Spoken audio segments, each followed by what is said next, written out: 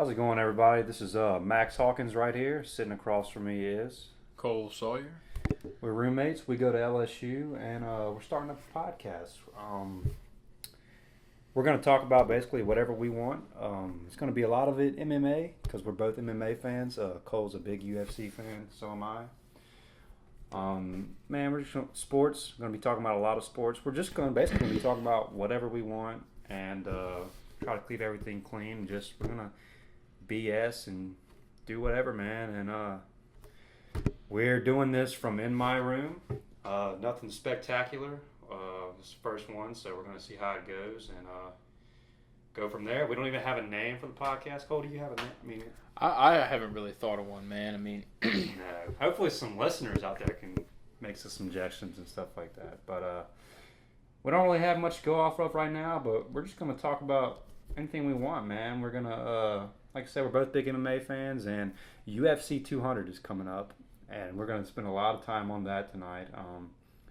We're not going to sit here and talk for 2-3 hours. Nobody wants to listen to me for 2 to 3 hours. I certainly don't have anything to say that's that important. Exactly. So it's just us shooting the crap, man. So just tell you a little bit about ourselves. We go to LSU. We'll both be seniors in the fall. I'm a mass communications major. So this kind of goes in form with what I plan on doing with my life and my profession. Cole, you want to tell them about yourself? I mean, I'm just going to teach ag, but I've got a lot of other aspirations. I'm just starting this up with Max. He's a big into mass comm, and we both generally like the same thing, though we have some conflicting views about some of the different policies and things and different fighters and teams and, heads of different organizations. It makes for interesting conversation, and I'm sure that somebody will like it. Right, and we're both big podcast fans, which I think is important to say. First podcast I listened to was Stone Cold Steve Austin's podcast. I'm a big wrestling fan, and he's an entertaining guy. I know you like Joe Rogan's podcast. I like him, and I like to listen to some of the history podcasts like Dan Right. Carlin. And I've heard good things about those. I haven't listened to any myself. They're pretty long. I like Joe Rogan though. I really do. I like his podcast. I do too. It's pretty entertaining. I was listening to one of his fight companions earlier today. Yeah, he has a lot of BS. But we're gonna go ahead and get started here and get talking about what we think we're gonna talk about. And first things first, this isn't really gonna be a political podcast. I just don't really want to go there. I mean, we're gonna talk about what we want to talk about, but try to stay away from all the politics. All the Donald Trump and Hillary Clinton and Bernie Sanders and all that other talk. I think it's important stuff. I just don't want to talk about it for a podcast. That being said, we do think it is important to address that this past Saturday night shooting in Orlando, it's a terrible thing, and we are mourning with those families as well as the rest of America. And we hope that, It's just a sad situation, man. It just really is. It don't matter, if you're straight, gay, black, white, American, Russian, Muslim, Christian, whatever, man. It's just, for you to hate somebody or a group of people that much and go in there and shoot up the place. And this is, to my knowledge, I haven't done the exact math or anything, but we talked about this earlier. This is probably the biggest massacre, with a shooting massacre in U.S. history. I mean, I look back a couple of years ago, Colorado shooting. I mean, he killed a lot of people, but was it quite 50 people? No, this is definitely the largest one. But, I mean, what's to be said, a club setting, people are packed in there pretty tight. Right. I've never really thought that was a safe setting to be in. Anything can happen in that sort of situation. That's why I don't go to those type of places. Well, it sucks though because people were going there to have a good time, have fun. Oh, I don't think it's right at all. Right. I'm making no excuse. And release, just have fun on a Saturday night or Sunday morning, whatever it is, and just like, a couple of years ago or years ago, whenever that movie theater shooting happened, nobody wanted to go to see a movie, or I know a lot of people I know didn't want to go see a movie. It just sucks because you're going there, you're being entertained, you're going to let loose and stuff like that, so that sucks. That being said, we aren't going to really get into a lot of the details and reports going around it because I don't think people really know exactly why he did this. They don't, but they do have some records that show that this isn't this in the same caliber of shooting as some of the other ones we've Right. seen in America. They've shown that he does have ties to the Islamic State, and it is an attack from a foreign body. Right. So I don't mean to try to color this with any political persuasion, but it is important to note that this was an act of terrorism and not an act of domestic terrorism as it has already been labeled. Right. CBS streamed the FBI director's address to the nation yesterday, and basically what he said is they had actually investigated this guy 2 or 3 times before this. Beginning in 2013. Right. And, without reading the reports of the investigation or whatever comes out, that hasn't been released to the media, to my knowledge. So I can't really make any assumptions. I know a lot of people might say, well, the FBI investigated the guy 3 times or whatever before that, and, they didn't get him on anything, and he's come and done this. We don't really know. The FBI director did say that they investigated the guy for like 6 months at one time. I don't remember all the exact details, but and they in the end they couldn't find anything to put any charges on or anything else. But there was something there. He did do this. So. Well, we have laws in place that don't allow for racial profiling based on, or profiling based on your race or your religion. So right. they can't follow this guy just because he's Islamic or because he is. Even because he's racist. If he's saying racist remarks, which there were reports of by his coworkers. Right. He kind of scared them with some. He had some off comments. They didn't even say what they were. You can't do anything about it. And I don't think that it's right. I don't think that they should have the right to classify anyone for that in any category. I don't think that sort of profiling is constitutional. Yeah. However, we do have so much political correctness in the way that causes so much red tape that we really can't even protect ourselves. Yeah, so we're going to move on to a new topic here shortly, but I do want to talk about this for a second. You are an avid hunter. Your family has tons of land, deer hunt, fish and stuff. I'm not as much of a hunter.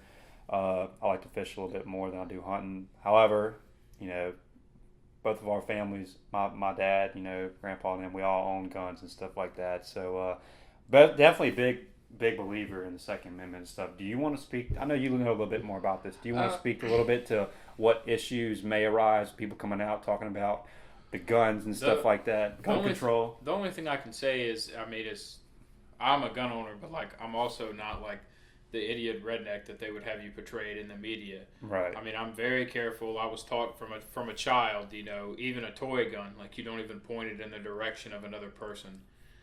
Right. So beginning in early childhood, you're taught gun safety and how to handle a weapon without harming yourself or anyone around you, and just to respect the boundaries of others and so on and so forth. And how to properly shoot one even is important, because I'm not going to accidentally discharge it into anyone. Right. Or even the intention. You're taught through hunting that taking a life isn't something that you take lightly. No, absolutely not. And anytime a tragedy comes up like this, you're going to have all these talks about these gun controls and stuff like that. I just want to say my personal opinion on this, and I'm going to chalk it up to a quick, phrase. Guns don't kill people. People kill people. I don't think somebody needs to be running out there I don't think somebody needs to be able to go into Academy and buy a rocket launcher. That's not what I'm saying. But banning, all these handguns or whatever they're trying to do, AR-15 shotgun, whatever. I don't really think that's the answer. I don't know. I really don't know what the solution is, but I think you're going to stir up a big storm every time you go to do something like that. So anyway, we're going to get off of this, and like we said, we're going to segue into something a little bit, a lot more fun than this topic, I should say, and that is MMA and UFC 200. Like I said, we're both big UFC fans. Cole follows the sport a little bit more. Cole's really just a big MMA fan. I follow mostly just UFC. I know other couple promotions, but I like to watch some of the other sports. I do follow a handful of people in some of the Muay Thai fights, and I'm excited to see that Bellator is starting a kickboxing league. That's gonna be interesting to see. It's really exciting to see like them starting to bring in other areas where people can start to develop their skills before trying to move on to not to a bigger promotion per se, but to go on to bigger things. We all know that, and it's the same thing. Like I said, I'm a big wrestling fan. It's the same thing in wrestling. The WWE, World Wrestling Entertainment, whatever, is the big leagues. MMA equivalent of that. UFC, nothing can touch it that we've seen right now, and it's going to stay that way for a long time. But it's good to see the other promotions like Bellator and so on and so forth doing good as well. I definitely think they are doing well, and they're starting to get away from some fighters like the recently deceased Kimbo Slice, who was I wouldn't call him a legend, but he was definitely something he was a fighter that drew me to the sport. Exactly. And he was the charisma and just the look about him. But I also heard through many interviews and from people just who've met him that he was a really genuine and nice guy. Well, I heard the same thing too. I read a fantastic article. I think that was last week. Kimbo died. I believe so. Yeah, maybe I'm not entirely sure. I read a fantastic article that I think Bleacher Report wrote up on him, and it was great. I shared it on my Twitter and Facebook, so I'll tweet out the link and stuff like that again. And it really just talked about the man Kimbo Slice and stuff like that. And I think he really was generally a humble and genuine guy. Well, yeah, like he's portrayed. I mean, he's played as the heel. He's supposed to be the gangbanger from Miami, who's he's hood and he's beating people down in the street. But like, from what I understand, he was a really nice, family-oriented guy. And like, he just did it all for his kids. Well, the last Ultimate Fighter that I've watched, I was probably in high school, and it was the one where Kimbo was making his debut on Ultimate Fighter. I think Roy Nelson actually ended up winning the Ultimate Fighter that year. So it was I could tell you how long ago it was, but he was on there and he was kind of the big draw to the show, and he really was. Like he came in there humble, willing to learn and stuff like that. And anytime that guy fought, no matter if it was on Bellator, UFC, free TV, pay-per-view, it was really must see. And he wasn't a finesse fighter or anything like that. It was just he had an aura about him. He really wasn't even that good. I mean, with all due respect, no, he wasn't. I mean, with all due respect, he wasn't that talented. He was just a great big guy who had some street boxing skills. He didn't really. I mean, he had a couple of decisive victories in his early days in the UFC, but ultimately he had a losing career. Yeah. Inside the UFC, inside the octagon. But that's not to say he didn't have a successful one. He definitely had a successful one on the street, man. Some of those YouTube videos and stuff are crazy. Some of them are brutal. Yeah, they're pretty. And I'm not advocating street fight or anything like that, but the world of just combat sports in general has kind of lost two big figures over the past. You could argue, we talked about Kimbo, but Muhammad Ali, the greatest boxer of all time, probably, in my opinion and a lot of people's opinions, died. And, they had his funeral last Friday. And it was, just kind of just a surreal feeling for the world of, just boxing, MMA, and everything. But UFC 200 is coming up. Speaking of an aura about a fighter, an exciting one. There's one of the main cards on UFC 200. We'll talk about that kind of towards the end, being that it's the second fight of the night. I think he might be referring to the Beast incarnate, Brock Lesnar himself. We're going to get to him later because we both have a ton to say about Brock Lesnar and Mark Hunt. But UFC 200, man, is shaping up to be the biggest MMA card of all time. It really is, and if this was a strictly MMA centered podcast, I'd give you a breakdown of each fighter and his techniques and the different people in his gym, and we'll discuss that in passing. Some we won't get into it too much because if that's all I wanted to do, you could just go listen to somebody else's podcast. I'm sure they're doing it. Yeah, we're gonna give predictions and stuff for what we think is gonna happen by the week of the fight, but that's not until July 9th, so we have a good 3 weeks. Really over that to talk about this, but man, just looking at it from a glance, it's a stacked card. You're starting off with Jim Miller, and I'll be honest with you, I don't know who those guys are. All due respect, but Diego Sanchez and Joe Lozon. Diego Sanchez is a legend. He was on the first Ultimate Fighter, I think, and he's had some crazy fights, and that's just on the prelims. It looks like. Kat Zingano is a big time in the women's bantamweight division. She was supposed to fight Ronda Rousey, I think, at one point, but never. That's later on in the night. You have a pretty good fight here with Sage Northcutt. A lot of people are excited about him in the Up and coming guy. he's a young and up and coming guy. He's a pretty boy, man. But and he got choked out in his last fight, but it was because he was recovering from strep throat. Right.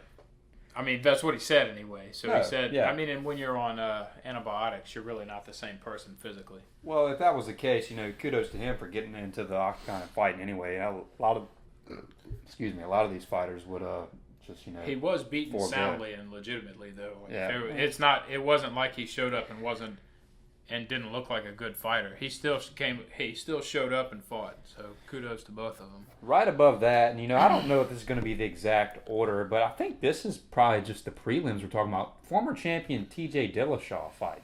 I really like that guy, and I just know he just lost his last fight, lost the title to Dominic Cruz or whatever. But for a former champion who just lost his title to be on the prelims, this is crazy. So going into the main card, Cain Velasquez versus Travis Brown. Cain Velasquez is probably my favorite heavyweight fighter. He is, he's just a beast, man. He's got 5 rounds tattooed on his stomach or his chest or whatever. And I think that's really what he's about. And he's headline. He is a fantastic fighter. Right. That's the thing about this card. Like any one of these fighters could be the headline of a pay-per-view event. It's crazy. TJ Dillashaw, Sage Northcutt, both of those guys have a lot of charisma and a lot of hype about them. Like this card is stacked. But Cain Velasquez and Travis Brown, man, is gonna be a slugfest. There's no way that's lasting 3 rounds or whatever. That's a power fight. That's gonna be exciting. But the one above it at featherweight I'm even more excited about. Jose Aldo versus Frankie Edgar. Right. Are they fighting for the interim title? They are fighting for the interim featherweight title because I'm sure we're going to talk about Conor McGregor a lot on these podcasts that we're going to be doing. He is not on the card, and I don't think we need to get into that. He was supposed to be the main event. But did he have to vacate his title? Because I think they may be fighting for the championship. They're fighting for the interim UFC featherweight championship is what it says here on Wikipedia. Now, I know Wikipedia isn't the most reliable thing all the time, but they're usually pretty good. They're usually right.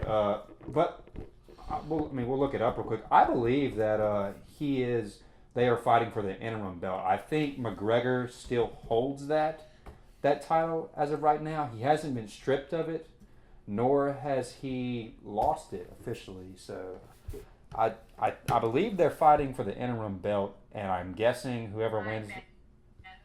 Whoa. Excuse us, we got a little technical difficulties right here. I'm guessing whoever wins that fight will go on to fight Conor McGregor. But let's see here just to make sure. So, yeah, interim featherweight title. So yeah, that's gonna be crazy. That is going to be crazy, and the fight that's going to set up for, like, the repercussions of some of these fights in the up and coming rankings are going to be very exciting. Yeah, I think this is the best possible scenario for Jose Aldo. He's coming back from a big upset, and I think that, but Frankie Edgar isn't something to be trifled with. They didn't put a stepping stone in front of him. Frankie Edgar. Both of these guys have a legitimate claim to the title. Oh, absolutely. Frankie Edgar is probably fighting the best I think he might have been fighting. He fought in lightweight division for forever and even won the title in that division. But I think since he's moved down, he's become probably even quicker fighter. He's probably got a little bit of size on these guys down here. But that's going to be a good fight, man. I think Jose Aldo coming in I think he might come in with a clean slate, being that he doesn't have Conor McGregor's trash talking hanging over his head and stuff like that, which is great for the sport. But I think you might see a different Jose Aldo in this fight. Like I said, we're going to get in predictions in a later podcast, but that could, again, that just goes along with what we're saying, that could headline a fight. Now, Miesha Tate and Amanda Nunes, you know a little bit more about this fight than I do. I'm actually kind of excited to see this fight. A lot of people aren't. They wanted to see Holm or Ronda Rousey, right, or one of these three fight, and understandably so. But I think that you're going to see something with Amanda Nunes that a lot of people weren't expecting. And a lot of people weren't expecting with Miesha Tate. Well, who expected Miesha Tate to beat Holly Holm? Well, exactly. Ronda Rousey, when she came into the sport, was miles ahead of everyone. And everybody thought she was untouchable. Well, now what you're seeing is the women's bantamweight division start to develop the skills. Catch up to her, right? They are catching up to her. I mean, you see Miesha Tate, who she had already beaten on 2 previous occasions, come in and smash Holly Holm, who Holly Holm had just wrecked Ronda Rousey. Right. And, Ronda Rousey, in my opinion, should probably be gearing up to fight anytime soon. Now, whether she will or not, I don't know. I don't think she's done. I think there's a lot of talk about Ronda, and we could spend a whole podcast on Ronda. But I think after July 9th, you'll kind of have a clear picture of who her next opponent's going to be. Do you have any? I mean, who do you think she should fight next? Well, you say that, but I think that we should do Amanda Nunes some justice. She is a fantastic fighter and a fantastic striker. Absolutely. And I'm not trying to just throw her some credit because we completely skipped over, but because she is a fantastic fighter, and I think that there's a strong possibility that you might see her beat Miesha Tate. Well, I mean, if that happens, it'll just be chaos once again in the women's bantamweight division, and chaos is good. Chaos sells pay-per-views. Exactly. Don't sleep on the women's bantamweight division. No, absolutely not.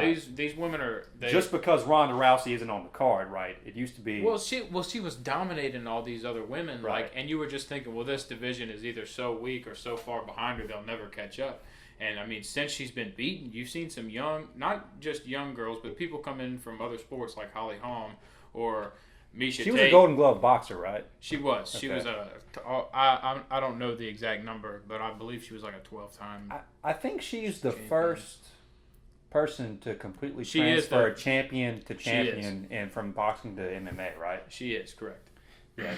So, like I said, we'll move on. We're going to skip this one right now, leave this one for last. What we're going to talk about right now, presumably what will be the main event of the card.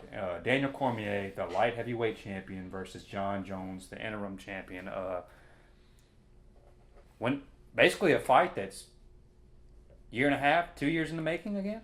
I mean, they've already fought once. Well, I mean, they've been longer than that. Since the last time they fought, they've been wanting a rematch. Though I will say that the last time they fight, it wasn't exactly the most exciting thing I ever saw. No, we were in Buffalo Wild Wings watching him. This has been, over a year. I think it's getting close to. I think they fought in December of 2014 because Jones missed an entire year, right? He was suspended for an entire year or whatever. Yeah, I believe you're right. Yeah, it was right after that. So yeah, that's probably right. It's been a while, and John Jones, as we know, even though he's so young and his career hasn't been as long as some of these other guys, he might already be the greatest fighter in UFC history. He's just for talent alone, and just he's certainly a fantastic fighter. He's never been beat. I think the only loss is a DQ loss. He kicked somebody in the head when they were on the ground or something like that. Shit happens. Excuse me, but just the storylines going into this fight alone are fantastic, and right now it's kind of being overshadowed by something we're going to talk about next. But I am really looking forward to this main event fight. Originally, the main event fight was Conor McGregor versus Nate Diaz in their rematch. Obviously, we know what happened with that. It sucks, but anybody that wanted to see Conor McGregor on this card, that sucks for them. But I think Dana White and UFC did the best possible thing they can do with putting John Jones and Daniel Cormier in that spot. I definitely think that's right. I mean, this is going to be an exciting fight. It's going to be really good. Again, Daniel Cormier from Lafayette. I got to root for the hometown boy, but John Jones is going to be tough, man. Cormier is coming in as the champion, so I've been thinking about this before though, but because Cormier is coming in as the champion, if it's close, Jones has to beat him, right? Yeah. If it goes down to the decision, I mean, it's likely to be. It's likely to be that close, right? If it's close, it's going to be in Cormier's favor. Which is crazy to think. So we're going to move on, and we're going to talk about the last fight of the night. And we touched on this earlier, man. The Beast, Brock Lesnar, coming back for a one night only to fight Mark Hunt, who knockout power, just crazy hands. I mean, you just saw a very impressive victory from him over Frank Mir. I mean, just smashed him and walked away. Right. I'll basically set this up, and I'm going to let Cole take the reins on this because I know he has a lot of opinions on this fight. But basically, Brock Lesnar came into this sport, I don't know, I guess it'll be 6 years ago now because it's 2016.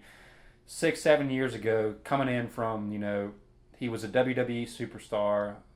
He was the youngest WWE champion in history, and I know people say that I'm a fan, so I kind of get offended by this, but it's phony and all that other stuff like that. Well, Brock Lesnar isn't phony. Brock Lesnar was a NCAA heavyweight champion in college, and obviously he became the UFC heavyweight champion when he beat Randy Couture. Set the sport on fire. He drew the biggest pay-per-view buy rate in UFC history at UFC 100 when he fought Frank Mir and beat him. Really just set the sport on fire, and then he got ill with diverticulitis, which is a disease in your small intestine. I think it comes together if you eat so much protein and don't eat other stuff. Brock Lesnar, beast in Minnesota, just eating. I mean, you can imagine what that guy's eating. Corn-fed Iowa beef, he's eating.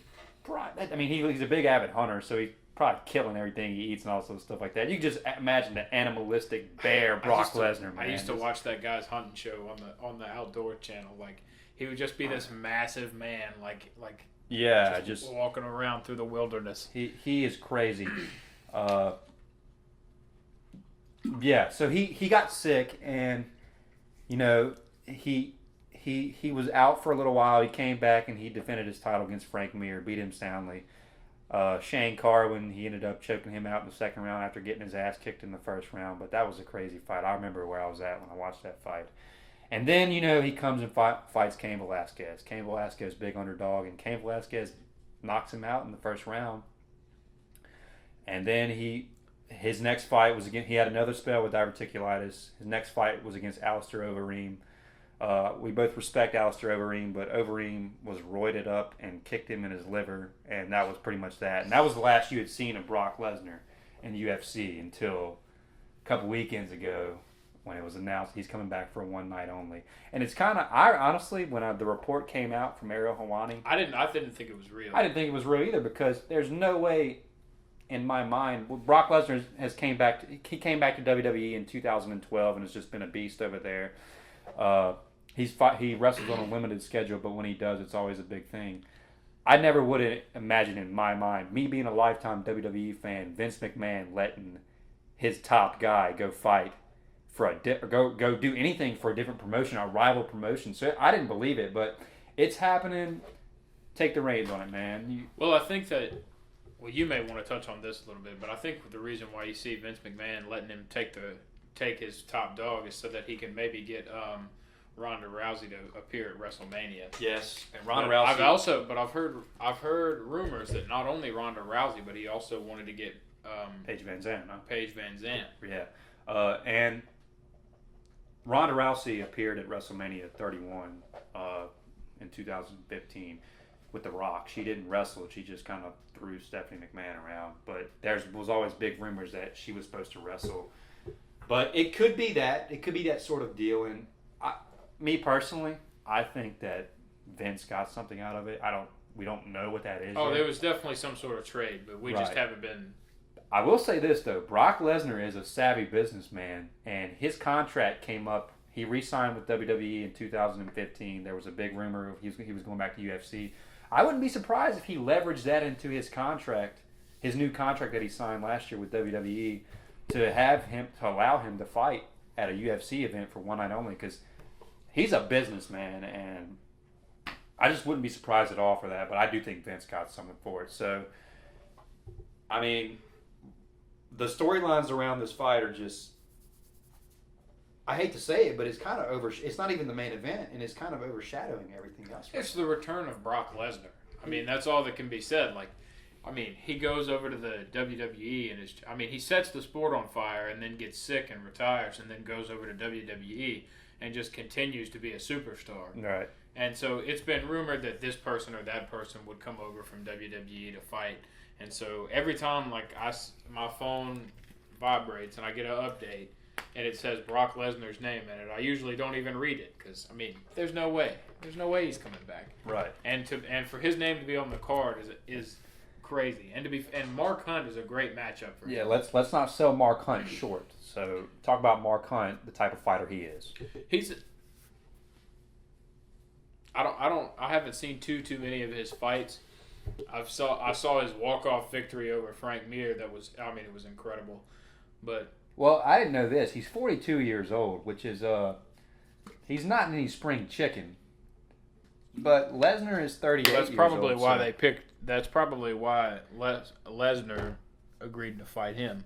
Yeah, let's look at his win-loss career. His record. So he is 12-10. He beat Frank Mir. And he beat Frank Mir. He KO'd Frank Mir last. Got performance of the night. Yeah, he TKO'd and Bigfoot Silva. His last fight. Well, his last loss before these two was. The guy isn't any pushover. He's lost to Stipe Miocic, who's the heavyweight champion now, and Fabricio Werdum, who's just vacated the heavyweight championship via. Well, that's what I was gonna say. I was gonna make a joke and say that Stipe kicked his ass, but the American Cleveland man, Stipe whipped it. Yeah, he did kick his ass. But you look at his losses. He's not a pushover. He beat Roy Nelson. He beats Roy Nelson. Wins. Look, he beats Roy Nelson, and he gets performance of the night via KO. He fights Bigfoot Silva again and gets a draw. He gets fucking spinning hook kicked by Junior Dos Santos.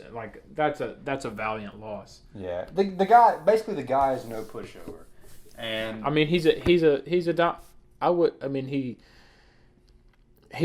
what you see is an aging fighter. He's a dominant striker.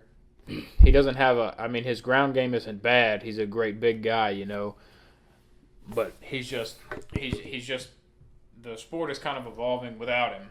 Yeah, and it's kind of moving on, and I think this is going to be, but not to be trifled with. Still a monster. Well, and I don't really know what to expect going into this fight. I don't know if I was a betting man. I don't know if I would put money on Brock Lesnar or Mark Hunt, because Lesnar could get in there and get knocked out, but at the same time, he could get in there and he could just completely not have the feel for it anymore. No. But he could get in there and rip him to shreds. He could take Mark Hunt to Suplex City, huh? As they say. Well, you just don't know what could happen. Right. You saw the same thing with Mark Hunt and Frank Mir.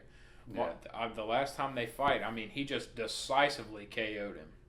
I think for Brock, supposedly now, this is the report now that this is a one time only thing.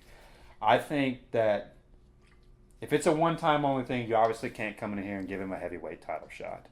That just really wouldn't be fair to any other fighter in the sport. But I think for the other fighters around him, this probably was a good matchup. You look at this card, you might want to say, well, I'd rather see him fight Cain Velasquez. That's who he lost his title to. And I'd rather see that too. We don't really know what could happen here. Exactly. He may have just got one. It might be a one-fight deal, or it might be that he gets to make a run. He gets to make a run for the championship.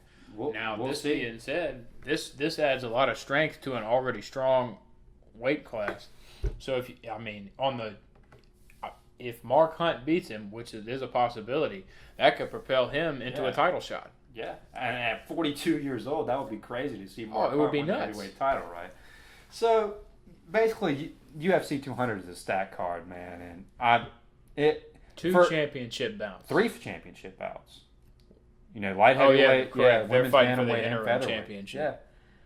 Yeah, but honestly, 4 fights that could headline, in my opinion, headline a card. So, it's going to be must see for not only any UFC fan, just any MMA fan and combat sports fan in general. Moving on, though, I know. We're going to talk a little bit about the NBA Finals. I can't even comment. I have no idea. I don't keep up with it. Cole isn't the biggest basketball fan. To be honest with you, I'm not either. I do like to watch when the NBA gets into the playoffs, though, especially in the NBA Finals. And basically, man, last night, Golden State Warriors, they were up 3-1 on the Cleveland Cavaliers. LeBron James and the Cleveland Cavaliers. They had to win one game, and they'd be done. They'd win the championship, but they couldn't get it done. Draymond Green, who is their best defensive player, was suspended for last night's game, and LeBron James just went off, man. He scored 40 points, and really the game wasn't – I mean, the score of the game was 112 Cavs, Warriors 97, but I watched it. I watched a good bit of it. It wasn't even really that close, man. I mean, the Cavs – LeBron James and Kyrie Irving just really did work, and the series before last night looked really bleak. Looked like a really bland series. You know, Golden State was really just kicking Cleveland's ass every game, but Cleveland might have turned the tide. You know, you never can count out LeBron James, and it's going to be interesting Thursday night to see what happens with that game. Now, also want to mention that we both go to LSU. Both big LSU fans. I know you don't follow the college baseball as much as I do, but LSU baseball is the king of college baseball. It's crazy to see how, you know, people tailgate and stuff for a college baseball game, and it just really is a sight to see. You never would have thought that a college baseball game draws this much attention, this much. I mean, they consistently fill up Alex Box Stadium. Yeah, and that seats 10,000 people, and it's probably the nicest stadium in college baseball. But and we travel well, so yes, we make a lot of money for Omaha. Make a lot of money in Omaha. Absolutely. Unfortunately, we won't be in Omaha this year because we lost out to Coastal Carolina in the Super Regionals Sunday night. Which that's just what I wanted to touch about. You know, this team had a lot of momentum going into towards the end of the season. They won a home series against number 1 Florida. You know, did really well in the SEC tournament. Came back and did really well in the regional and beat who did they? So Southeastern was in that game. Who else? Who did they beat, man? Rice. They won the elimination game against Rice and went into this matchup against Coastal Carolina. And Coastal Carolina, man, they just came to play. And you know, I'm the as big of an LSU fan, you know, as there is. But you can't take anything away from Coastal Carolina, and they come in as the underdog and do what they did, man. You don't have to worry about that. But to be honest with you, in the World Series, I'm going to be rooting for Coastal Carolina. They're the underdog team, and them or Arizona. Yeah. I wouldn't mind seeing them win it either. Let's talk about this for a second, because especially in football, a lot of LSU fans or SEC fans in general, they root for the SEC just in general when their team isn't playing. I am kind of like that.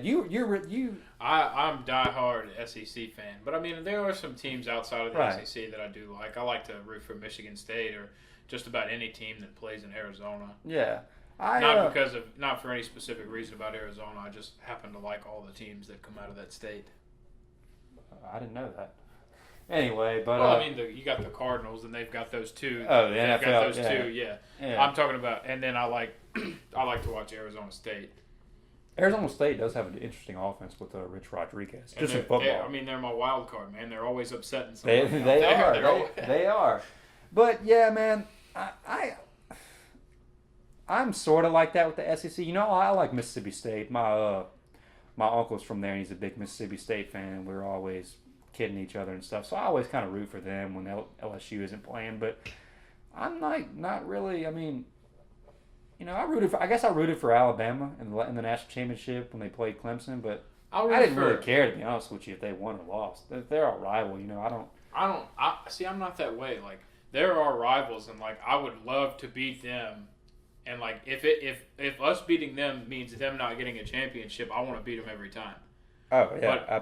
But that being said, if we lose and they're going to the championship, or like even if they weren't the ones that beat us, like I want the SEC to prevail.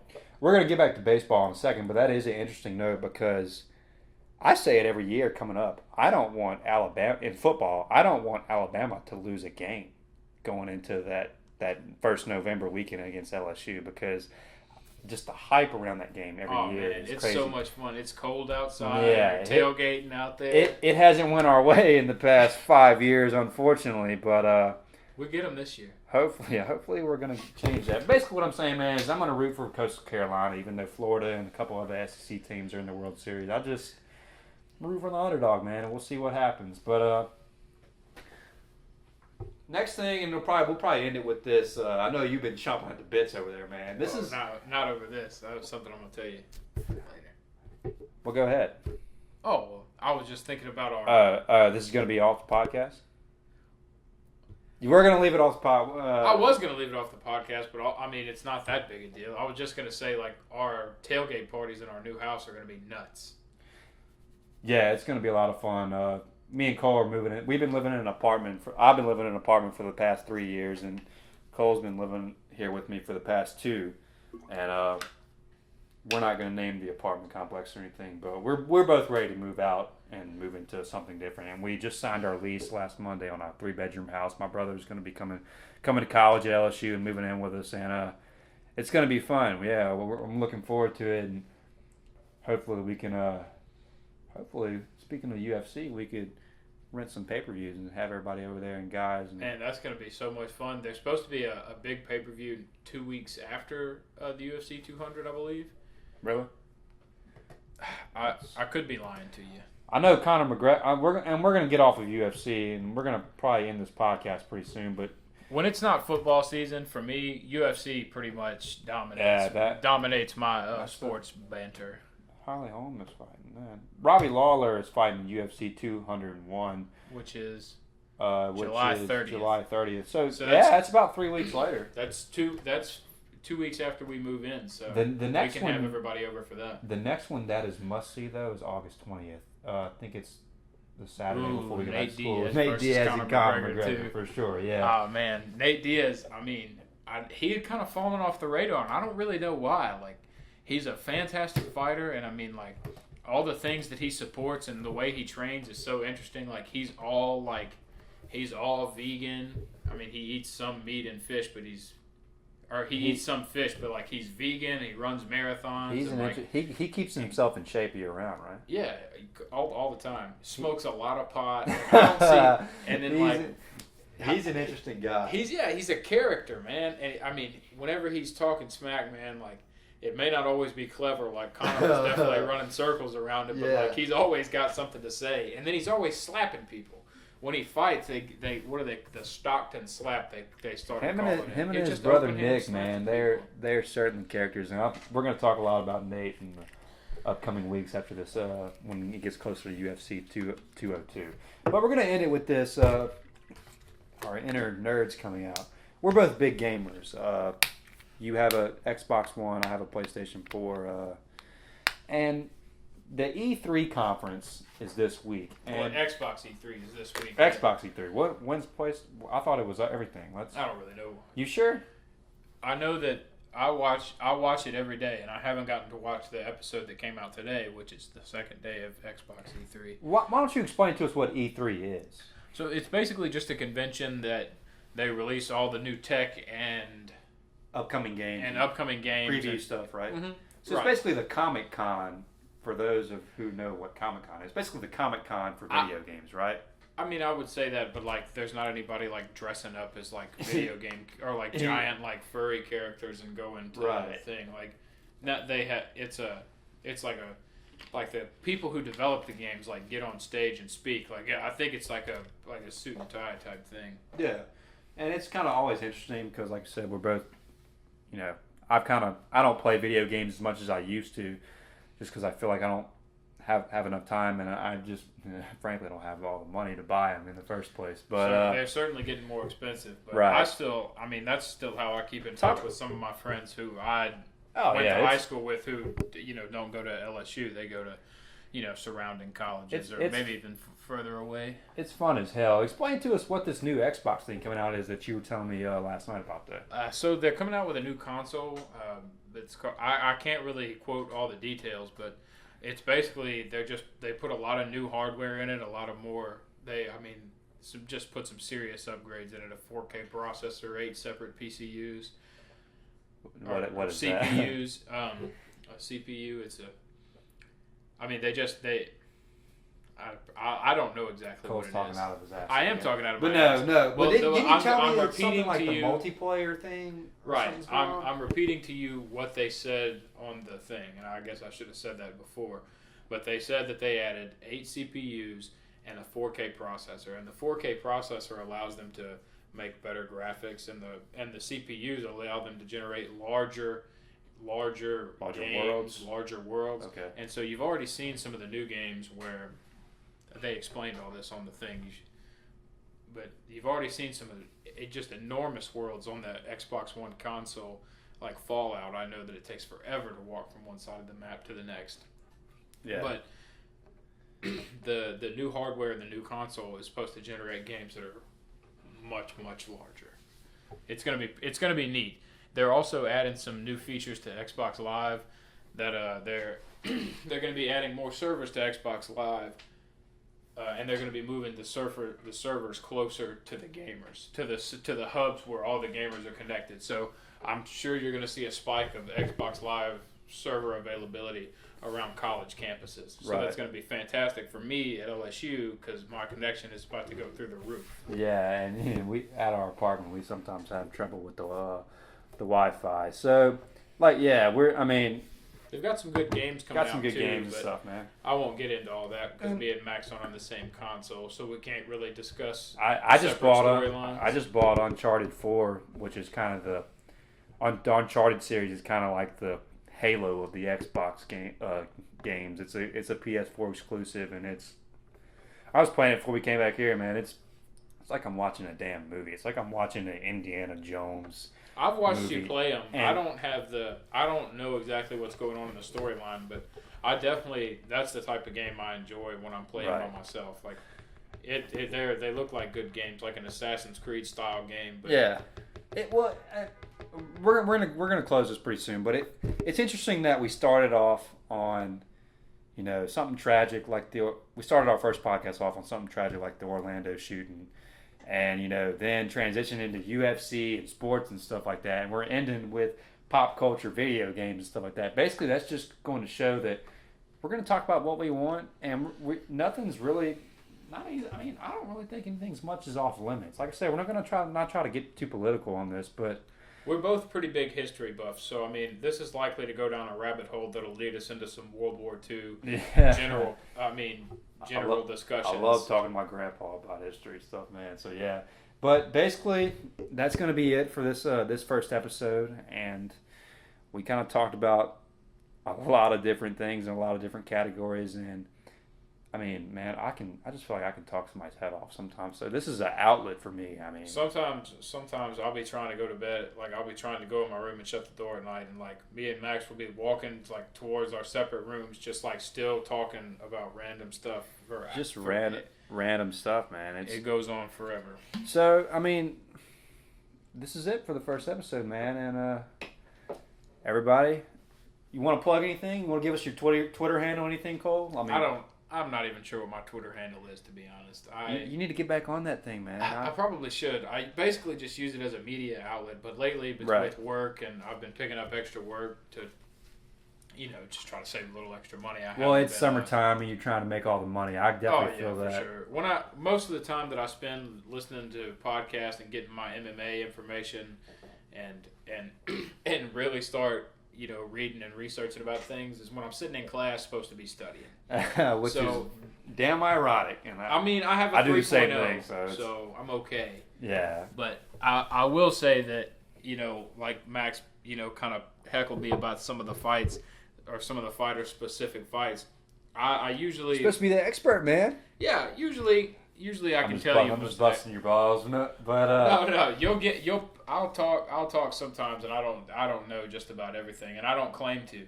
Right. But they're like, I usually am pretty literate on this stuff. I usually read it pretty frequently. lately with work and stuff, man. You can't really get on your phone and just read all these articles about these different fights, and honestly, you just don't have time or the money to buy every single pay-per-view fight and watch them all. No, absolutely not. Well, that's something we need to talk about. I think we should probably create a Twitter account for this podcast or something like that. Just kind of get relevant on social media. But for now, you can follow me on Twitter at MaxHawkinsTTV. TTV stands for Tiger TV. I work for SLSU Student Media. I work for that during the school year. So you can follow me on that, and I'll tweet the link out and share this on Facebook. And for the Kimbo article that I was talking about, I'll retweet that again and get that going because that is a great read that any MMA fan should read. And for now, signing off, Max Hawkins. Cole Sawyer. See you guys next time.